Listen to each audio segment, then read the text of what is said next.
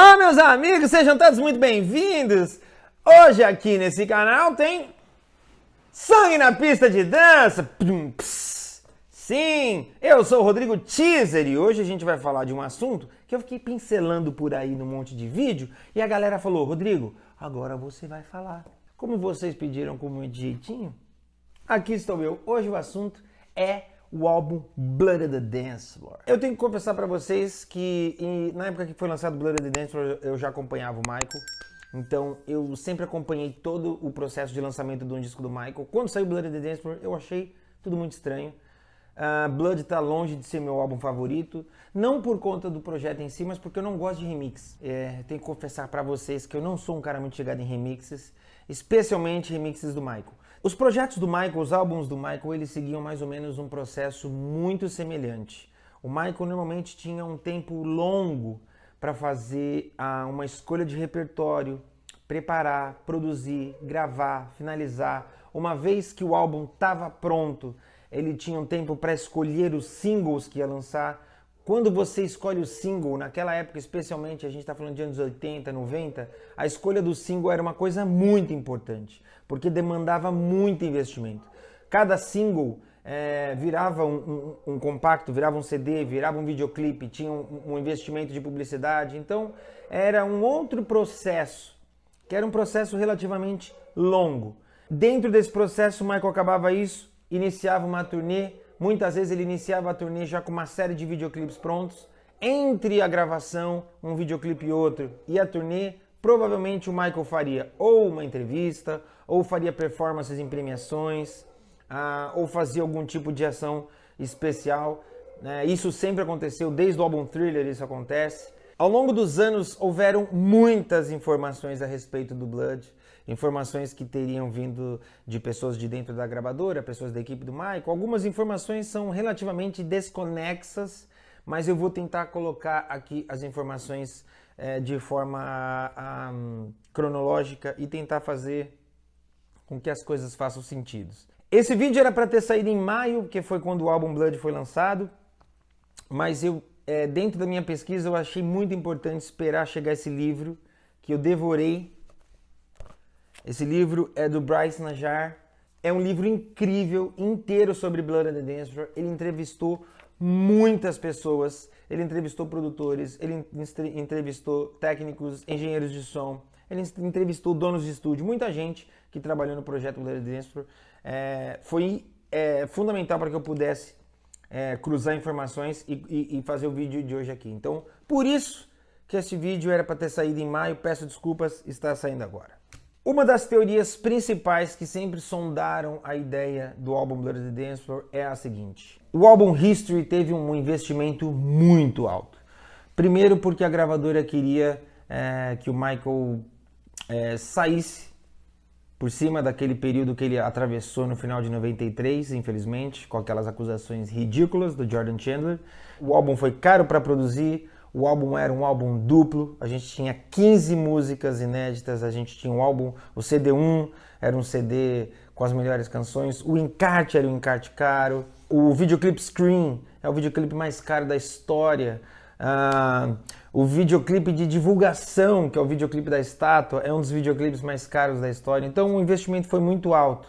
A ideia de Blood of the Dance Floor seria meio que balancear as contas da gravadora, então se por um lado o álbum History teve um investimento muito alto e era difícil de se recuperar esse investimento, a ideia era justamente a de que o Blood of the Dance Floor fizesse o papel oposto, tivesse um investimento muito baixo e fizesse uma arrecadação alta, balanceando a conta do Michael dentro da gravadora. Algumas coisas fazem com que essa teoria passe a ter sentido. A primeira delas é de que o Michael teria que produzir, gravar e finalizar o álbum entre a primeira fase e a segunda fase da turnê History.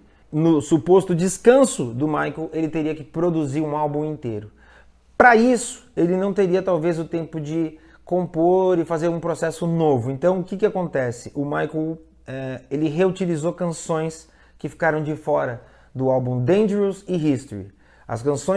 As 5 canções que tem, que são inéditas no álbum Blood of the Dance Floor, não foram compostas para o álbum Blood of the Dance Floor. Então, essas teorias acabam colaborando um pouco com essa ideia de que a função do álbum Blood the Dance Floor tenha realmente sido essa. Tanto é que, segundo o Bruce Swedien, que foi o grande companheiro e engenheiro de som do Michael desde The Wiz, passando por Off the Wall, até Invincible e até as canções depois de Invincible, o projeto ele foi arranjado e produzido de forma tão rápida que o Bruce Swedien não teve como participar, porque ele já tinha uma agenda fechada, ele já tinha compromisso fechado. Então, ele não pôde, é o único trabalho do Michael que o engenheiro de som não é o Bruce Swedien. Mike Guzauski é o cara que foi chamado para substituir e, ao que tudo indica, fez um trabalho maravilhoso. A produção ficou a cargo do Brad Buxer, que era o produtor musical da turnê History.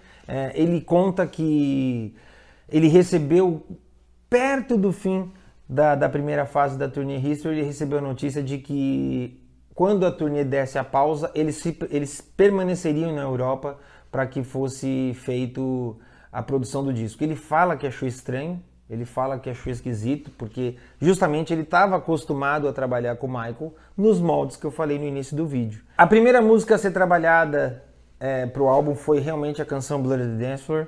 A canção Blood the Dance Floor foi uma canção que foi produzida pelo Ted Riley para entrar no álbum Dangerous. Supostamente Bill Brothel teria contado uma história que aconteceu de verdade numa festa, num evento, enfim. E de repente ele conta que o Michael veio e, baseado nessa história, o Michael tinha a música inteira já na cabeça. Mas o que o Brad Buxer conta é que é o seguinte: eles estavam na Europa para produzir e foi mandado para eles uma DAT, que é um Digital Audio Tape, que supostamente teria uns multitracks. Quando eles abriram esse multitrack, ele estava vazio. Então ele conta que não se sabe se esses multitracks se perderam ou se de repente foi um ADAT errado, foi mandado para ele errado. Sorte é que eles tinham um CD com a demo, uma suposta demo. Então o que eles fizeram? O Brad Buxer junto com o Matt Forger e o Matt Carpenter, eles ouviam a música e reproduziam exatamente o que estava naquele CD. Eu já vi muitos fãs comentarem que acham a sonoridade de Blood the Dance Floor muito semelhante a Remember the Time. Eles, por alguma razão, fazem uma ligação. E faz todo sentido quando a gente descobre que quem produziu a primeira versão de Blood the Dance Floor e quem produziu Remember the Time foi a mesma pessoa. Então é por isso. Essa similaridade de sonoridade, ela existe por isso. O Brad Buxer, ele fala que eles optaram por respeitar totalmente o que tinha sido criado. Eles falam que inclusive isso foi uma coisa que o Michael adorou. Blood the Dance Floor começa dessa forma. Morphine é uma canção que teria sido composta e teria sido produzida para entrar no álbum History. E aí ficou de fora, ficou ali. O Michael falou: então vamos botar em Blood the Dance Floor. Acaba que também faz um grande sentido, porque se você ouvir o álbum History é um álbum totalmente biográfico. É considerado o álbum mais biográfico de todos os tempos da vida do Michael. Porque você tem canções onde o Michael fala que ele não aguenta mais a pressão da mídia. Ele tem canções onde ele fala a respeito da infância, tem canções que ele fala a respeito do passado, tem canções que ele fala a respeito da pressão que ele vive por ser quem ele é, tem canções que ele fala da solidão, e o álbum termina em Smile, que eu acho que é justamente a síntese da vida do Michael. Não importa o quanto ele sofria, ele sempre estava sorrindo e tentando levar uma coisa boa. Então faz todo sentido que quando a gente escute Morphine, pensa: caramba, essa música é muito autobiográfica. Então faz muito sentido que ela fizesse parte das canções que iam fazer parte do álbum History. Segundo o Brad Buxer, que o Michael e ele fizeram totalmente juntos, num teclado, num sintetizador, usaram vários samples diferentes, samplers de vários tipos de instrumento para construir. E ele fala que normalmente o Michael tinha, quando ele queria uma coisa, o Michael tinha sempre uma explicação para um conceito. E aí ele fala que o Michael chegou em um determinado momento e falou: olha, no meio da canção eu queria que tivesse uma parte orquestrada, que você fizesse um piano e tocasse e tal. E aí o Brad foi e montou, criou tudo aquilo. Daqui a pouco ele falou que o Michael falou: pois bem, eu quero uma nova camada. Eu quero que as pessoas escutem esse trecho da canção e eu quero que elas visualizem uma pessoa numa sala de emergência de hospital. Eu quero que tenha essa ambiência. foi montado, foi criado dessa forma. E ele falou que na época ele não questionava muito o Michael, ele não questionava muito os porquês. Tem esse trecho do piano, tem uma orquestra, tem a parte da guitarra do Slash. Então é uma música que ela foi montada com muitas camadas e hoje a gente sabe que é uma música onde o Michael estava sendo... Talvez ela até tenha sido cortada do álbum por ser uma canção que falasse tanto a respeito do Michael e talvez o Michael tivesse se despindo muito, né, no álbum. Muita gente fala que é até um pedido de socorro, talvez. Superfly Sister é uma canção que também foi composta para o álbum Dangerous.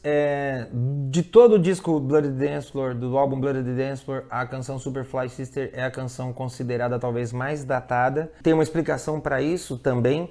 Ela foi composta, ela foi produzida pelo Brian Lauren em 1989 e a versão que a gente escuta no álbum Bloody Dance Floor é praticamente a mesma versão gravada em 89. Eles acrescentaram uma linha de teclado, uma linha de guitarra, o Michael refez poucas frases e adicionou aqueles ad-libs vocais do final. De resto, ele falou que é basicamente a gravação original. Tanto que ele considera que talvez essa finalização tenha sido o que faltou para a versão original, porque ele achou que a música ia entrar no álbum Dangerous e ele ficou sabendo poucas semanas antes que a música não entraria. Brian Lauren é um cara que contribuiu com várias canções do Michael, mas curiosamente essas canções nunca estavam nos álbuns do Michael. Brian Lauren é um cara que tem uma parceria, a gente pode até falar disso num outro vídeo, mas tem uma música que é do álbum dos Simpsons e se chama Do the Bartman e é uma parceria do Michael com esse cara. Existe uma canção Minds the Magic, que é do Siegfried and Roy, que é um espetáculo de ilusionismo que existia em Las Vegas. Vale muito um vídeo sobre essa parceria, prometo fazer para vocês. E existe uma teoria pelo qual a música Superfly Sister não entrou no álbum Dangerous. Naquela época, a relação do Michael e da família do Michael com a LaToya era uma relação muito conturbada. A LaToya constantemente agredia o Michael e agredia a família. E Superfly Sister fala justamente de uma forma musicada, de maneiras como a mulher pode usar, né, o seu charme para conseguir as coisas. Então, existe uma teoria de que o Michael não colocou a música no álbum para não ficar uma coisa tão nítida, tão clara, que se tratasse da irmã dele, justamente naquele período.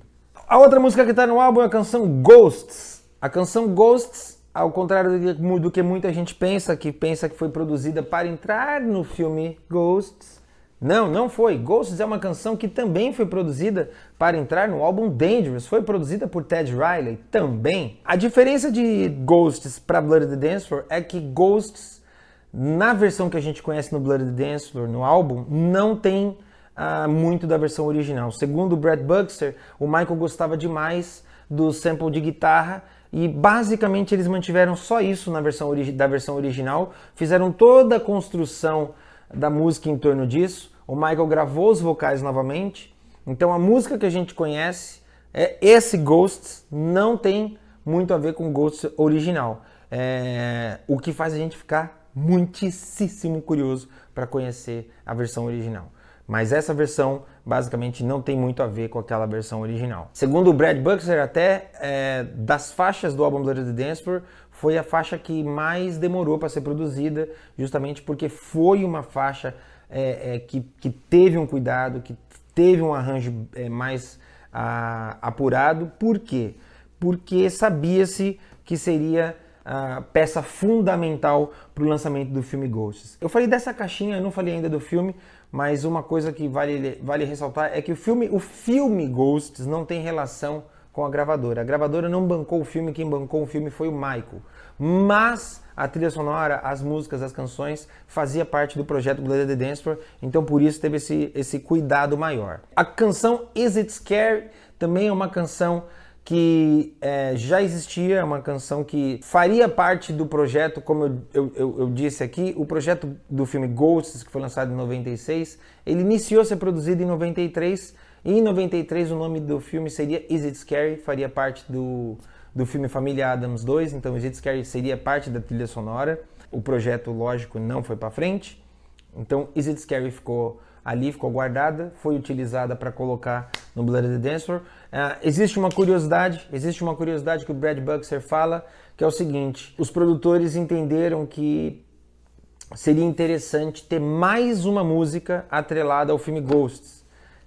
A gente sabe que o grande número musical do filme Ghosts é a música Too Bad, que está presente no álbum History.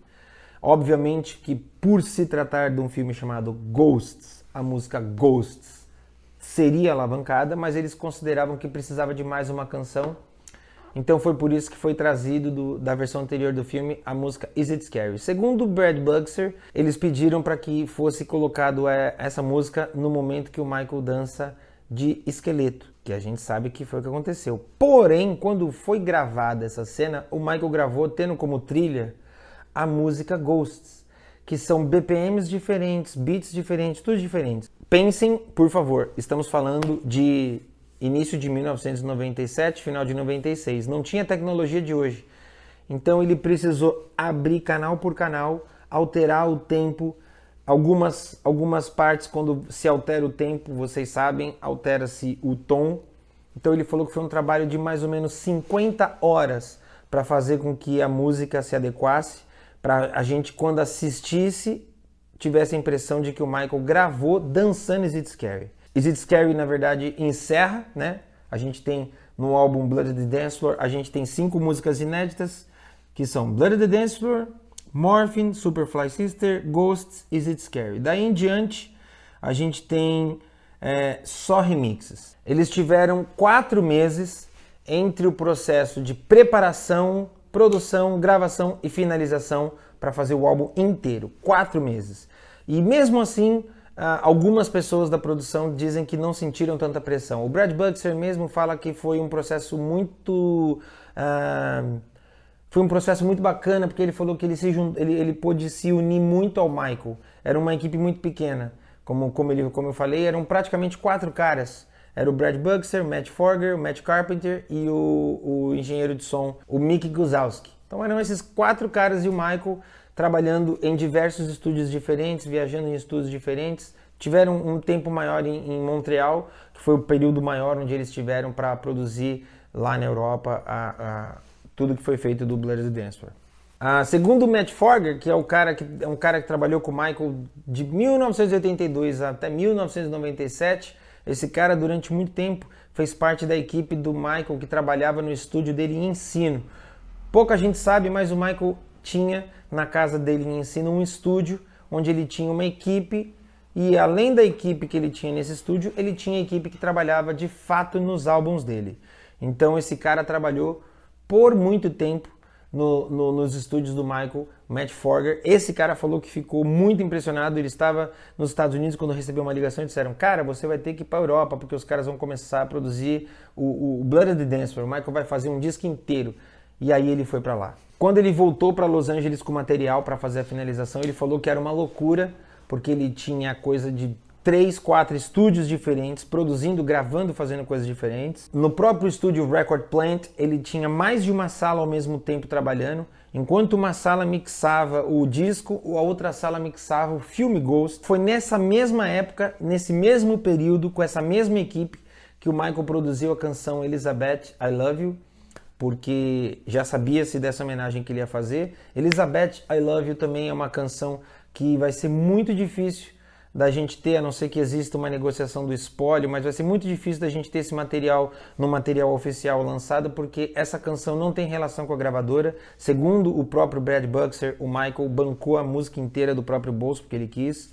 Se você não sabe do que eu estou falando, dê um Google, dê um YouTube, pesquise. É uma homenagem que ele fez para Elizabeth Taylor, que é muito bonita. Welcome to Hollywood, that's what they told you. É muito bonito. Elizabeth, I love you. You're every star that shine the world to me. Enfim, ele produziu tudo isso ao mesmo tempo. Então, em Los Angeles, para finalizar o disco e entregar o disco a tempo, tinham várias equipes trabalhando. Ele falou que, apesar de não haver pressão, era uma pressão pessoal. Segundo o próprio Brad Buxer, o Michael sempre teve um problema com prazos, entregar o disco. E aí o Michael teria dito para ele, olha, dessa vez, mais do que nunca, o tempo não é o nosso amigo.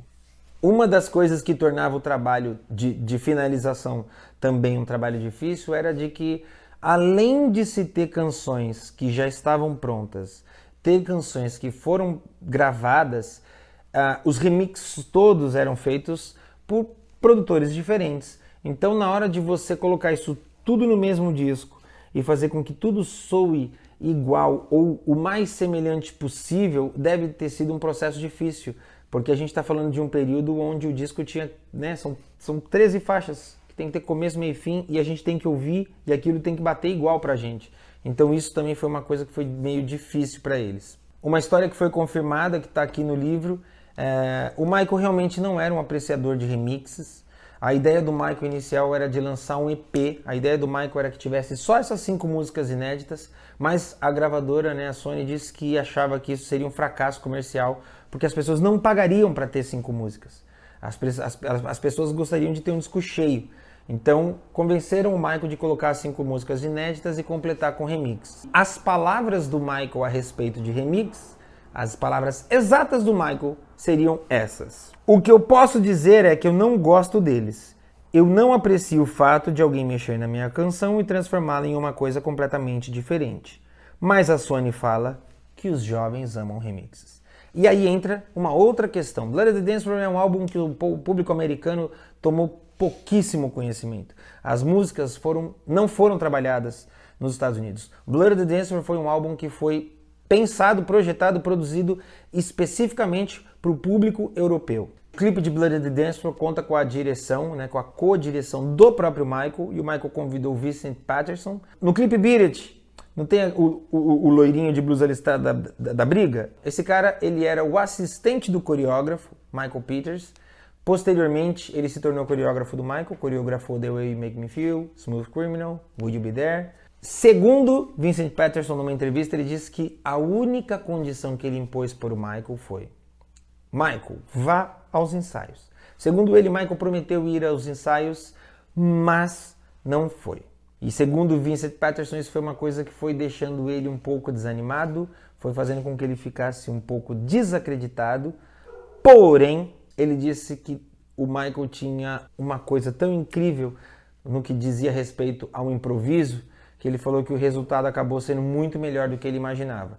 Porque ao longo dos ensaios, à medida que ele viu que o Michael ia faltando, ele precisou cortar coreografias, diminuir trechos coreográficos, porque ele viu que não daria tempo e não seria proveitoso tentar fazer aquilo em cena. O videoclipe foi gravado bem no iniciozinho de 97, no The Cover Studios, e segundo Sybil Azur, que faz o papel da Suzy no videoclipe, foram 5 dias de ensaio para 2 de gravação. Foi um processo muito rápido mesmo, porque eles precisavam ter o material todo pronto, como eu falei. Tudo tinha que estar pronto em 4 meses. A ideia inicial era que durante a History Tour, lá no finalzinho de 96, em dezembro, fosse fotografado o Michael e essa foto fosse a capa para o álbum Blood the Dance Floor. Então, o fotógrafo Albert Watson foi para o Japão, onde o Michael estava com a turnê History, preparou todo o set para o Michael fazer foto, mas o Michael teria pego uma gripe, estava indisposto, não estava muito bem e não houve foto.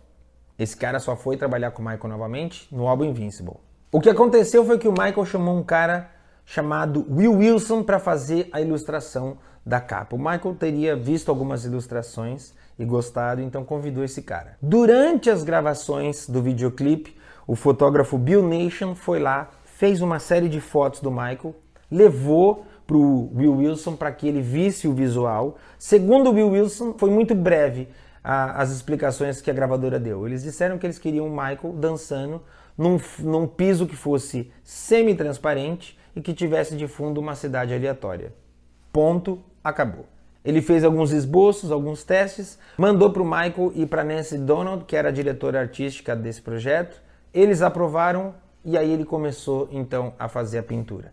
É uma ilustração 100% pintura, não tem nada. A gente está acostumado hoje a ver o pessoal manipular fotos, não é o caso, é realmente uma obra, uma pintura. Ele acabou a pintura, acabou a obra e chamou o FedEx. Quando o FedEx estava pronto para levar a obra com a capa, a pintura com a capa, toca o telefone, era o Michael. E ele atendeu e o Michael falou, olha, eu não usei nenhuma faixa na gravação do clipe, mas você pode, por favor, acrescentar na pintura? E ele falou que, ele conta que ele estava no telefone com a pintura, prestes a colocar a pintura pro FedEx, acrescentando a faixa no braço. Então, existe, não sei se ele tem foto, não sei, mas enfim, deve existir algum registro dessa foto, dessa arte, sem a faixa. Muitas vezes a gente questionou o fato do Michael estar com a faixa na capa, sendo que no clipe não estava. A resposta simplesmente é essa. O Michael ligou e falou, olha, eu não usei a faixa, mas na capa do disco eu gostaria. Acrescenta a faixa aí pra mim. Uma curiosidade do álbum Blood on the Dance Floor é de que em alguns lugares de cultura islâmica, o álbum precisou passar por algumas adaptações, algumas censuras. Então, na maioria desses lugares, o álbum Blood on the Dance Floor se chama On the Dance Floor. Para alguns lugares, a palavra blood usada dessa maneira poderia soar como uma blasfêmia. A expressão out to kill, que o Michael canta, né? You know that woman, she's out to kill. Essa frase foi substituída pela frase How does it feel? Que tem a mesma métrica, então foi só uma questão de edição. A expressão Look who took you under também foi tirada e foi colocada no lugar a expressão Susie got your number. A mesma história também, a mesma métrica, é só uma questão de edição, não interferiu demais. A canção Ghosts foi renomeada para Ghost of Jealousy, para não fazer nenhuma alusão a sobrenatural ou coisa do tipo. Is It Scary aparentemente é uma canção que passou sem precisar de grandes alterações, sem precisar mudar. Já a canção Morphine, em alguns lugares, ela simplesmente foi banida do álbum. Em alguns lugares, eu procurei muito isso. Eu gostaria muito, se eu conseguir, eu trago aqui. Se eu conseguir, eu vou trazer aqui, porque eu quero muito encontrar um álbum Blood on the Dance Floor que tem essas alterações. Porque em alguns álbuns tem essas alterações que eu falei e não tem Morphine. Em alguns lugares, poucos lugares do Oriente Médio que pôde lançar a música Morphine não é lançada com o nome de Morphine. A música Morphine se chama Just Say No, que é o slogan usado nesses lugares nas campanhas antidrogas. A canção Superfly Sister, essa é uma das músicas que eu tenho mais curiosidade também. Se até a edição desse vídeo eu encontrar alguma versão, eu vou botar o link aqui para vocês. Dizem que essa música ela foi a música mais cortada, mais mutilada, justamente porque a ideia, uma alusão tão explícita à sexualidade dessa forma como o Michael faz, não era bem-vinda, principalmente naquela época. Com tudo isso, mesmo sendo um projeto que precisou ser produzido de forma tão rápida, mesmo sendo um projeto que utilizou sobras de estúdio, mesmo sendo um projeto que nasceu basicamente, embora algumas pessoas insistam em dizer que não, nasceu para balancear as finanças, Blood on the Dance Floor é considerado um sucesso, foi um sucesso avassalador na Europa, é até hoje o disco de remixes mais vendidos da história. Num vídeo que eu fiz aqui no passado, onde eu falei exatamente disso, fica mais nítido o porquê dessa diferença. Essas aqui são as latinhas. Se você não sabe do que se trata, isso aqui são bebidas energéticas, tem um vídeo aqui nesse canal, dá uma olhada, dá uma procurada aí em algum lugar aqui, você vai achar sobre esse vídeo, sobre o que se trata isso aqui. Quando você olha aqui atrás, fica nítido a latinha de 96, comum, Michael Jackson History Tour, a latinha de 97, Michael Jackson History Tour, aí tá escrito aqui, o novo álbum de Michael Jackson, Blood on the Dance Floor. Foi a primeira vez que o Michael teve um álbum lançado durante uma turnê. Eu perguntei pessoalmente pro Lavelle como foi para ele saber entre uma fase e outra que ia entrar uma canção nova. Ele disse que para ele foi muito tranquilo porque não foi cogitado fazer coreografia. Ele falou que não teria tempo hábil para se produzir coreografia. Ele falou que não sabe nem se o Michael tinha a vontade de criar um número coreográfico para isso. Também fui perguntar para Jennifer Batten como foi o processo porque quando eles ensaiaram a turnê, quando a banda ensaiou a turnê inteira, simplesmente não existia a ideia de se ter a Blood on the Dance Floor na turnê. E aí ela disse que uma canção sem um número de balé era sempre muito fácil de se pegar. Então para ela falou que para a banda foi um processo muito tranquilo de se pegar e de se incluir no show. Essa roupa tá aqui porque essa aqui é a minha, obviamente, quem dera fosse original. Essa é a minha roupa, é uma réplica da roupa que o Michael usou para fazer a performance de Blood on the Dance Floor na turnê History. Ele fez uma performance com o terno vermelho como ele usou no clipe, e nos demais, nos shows seguintes, ele estava usando uma jaqueta azul com uma águia na lateral, um broche, ela é azul e tem um peito com tecido holográfico. Eu busquei demais informações, mandei mensagem para o Michael Bush, ele algumas vezes ele responde, ele é muito solícito, mas infelizmente ele não respondeu. Na época tinha-se o boato, saía em fanzines, e os fãs do Michael falavam que não era isso, e falava, eu li em algum lugar. Então eu raramente trago esse tipo de informações onde a gente não tem uma comprovação, mas dizia-se que o Michael usava uma jaqueta azul fazendo uma alusão àquela coisa da realeza, de sangue azul. Não sei se é verdade, de qualquer modo faz até um pouco de sentido. Esse aqui é o vinil, o meu vinil é um picture disc. O álbum Blood on the Dance Floor é um álbum que no encarte, na parte de trás ele traz o piso do filme Ghosts, e é um dos encartes mais engraçados porque o encarte inteiro dele é composto praticamente por fotos da History Tour. Então eu amava esse encarte, achava muito legal. Como eu disse para vocês, eu não sou um cara muito chegado a remix, então eu compro alguns singles, mas pela coleção. Aqui tem uma versão do single de Blood on the Dance Floor, aqui tem uma versão do single de Ghosts, que vinha Ghosts e History, e aqui, por mais que esteja escrito History, a gente já vê aqui dentro todo um layout de Ghosts e a capa do álbum Blood on the Dance Floor também, como parte do material a ser divulgado. Oficialmente foram lançados os singles de Blood on the Dance Floor e Ghosts. Esse aqui é o single Picture Disc de Ghosts.